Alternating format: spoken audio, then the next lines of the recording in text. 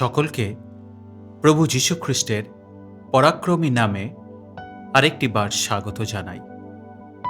আজ আমাদের ভাবনার বিষয়, সংকটে ঈশ্বর আমাদের সাথে থাকেন। গীতসংহিতা 16 অধ্যায় 8 পদ বলে, আমি সদাপ্রভুকে নিয়ত সম্মুখে রাখিয়াছি, তিনি তো আমার দক্ষিণে, আমি বিচলিত হইব না।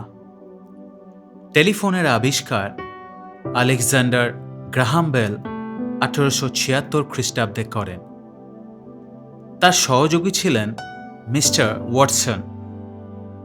দুজনে খুবই কঠোর পরিশ্রম ও গবেষণার মাধ্যমে সাফল্যতা অর্জন করেন। এই আবিষ্কার পৃথিবীতে এক তাণ্ডব সৃষ্টি করেছিল। এরকমটি শোনা যায় যে যেদিন গ্রাহাম বেল প্রতিদিনের ন্যায় গবেষণা করছিলেন, তখন তিনি ওয়াটসনকে ডাকলেন এবং তাকে বললেন, অন্য আরেকটি ঘরে রিসিভারটি নিয়ে যাও এবং শোনো তাতে আমার আওয়াজ আসছে কিনা। তখন ওয়াটসন অন্য ঘরে রিসিভারটি নিয়ে গেলেন। তখন গ্রাহাম বেল ইংরেজিতে বললেন, Watson, come, I want to see you. এবং তারপরে এক অতি আশ্চর্য ঘটনা ঘটল। গ্রাহাম বেলের আওয়াজ ওয়াটসন খুবই স্পষ্টভাবে রিসিভারের মাধ্যমে অন্য ঘর থেকে শুনতে পেলেন। দুজনেই খুব খুশিতে এবং আবেগে নেচে উঠলেন। টেলিফোনের আবিষ্কার হওয়ার পরে যখন আজ আমরা ফোন উঠাই, তো আমাদের প্রথম শব্দ যা আমরা টেলিফোনে বলে থাকি তা হলো হ্যালো। কিন্তু মনে রাখবেন, টেলিফোনে প্রথম বলা শব্দটি ছিল, Watson, come, I want to see you.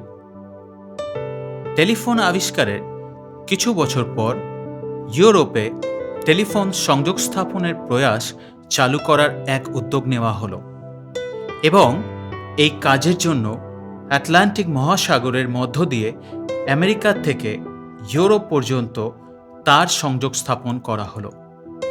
এই অনুষ্ঠানের উদ্বোধনের জন্য গ্রাহাম বেল ও ওয়াটসনকে আমন্ত্রণ করা হলো।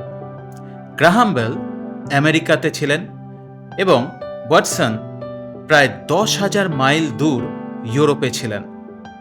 গ্রাহাম বেল রিসিভার উঠালেন এবং আবার ওয়াটসনকে তিনি একই কথা বললেন, Watson, come, I want to see you. Watson টেলিফোনের ওপার থেকে বললেন, sir, this time I can't come because I am very far. অর্থাৎ অনেক দূরে থাকার দরুন ওয়াটসন আসার জন্য অসম্মতি জানালেন। প্রিয় বন্ধুরা, আমাদের ঈশ্বর এরকম নয় যে দূরত্বের কারণে তিনি আমাদের কাছে আসতে পারেন না। গীতসংহিতা 46 অধ্যায় 1 পদ বলে, ঈশ্বর আমাদের পক্ষে আশ্রয় ও বল, তিনি সংকটকালে অতি সুপ্রাপ্য সহায়। হ্যাঁ প্রিয় বন্ধুরা, এমন এক আশ্চর্য ঈশ্বরকে আমরা সেবা করি, যিনি আমাদের ডাকার সঙ্গে সঙ্গেই আমাদের সাহায্যের জন্য প্রস্তুত থাকেন। আজ আপনি কি তাকে ডাকতে প্রস্তুত, যাতে তিনি আপনাকে সাহায্য করতে পারেন?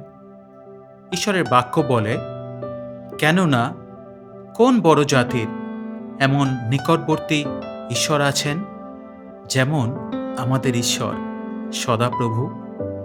যখনই আমরা তাহাকে ডাকি, তিনি আমাদের নিকটবর্তী। আমাদের ঈশ্বর সর্বদা আমাদের সংকটে আমাদের সহবর্তী। আসুন আমরা তাকে বিশ্বাস করি, তাকে গৌরব দিই। আমেন। ঈশ্বর আপনাদের প্রত্যেককে আশীর্বাদ করুন।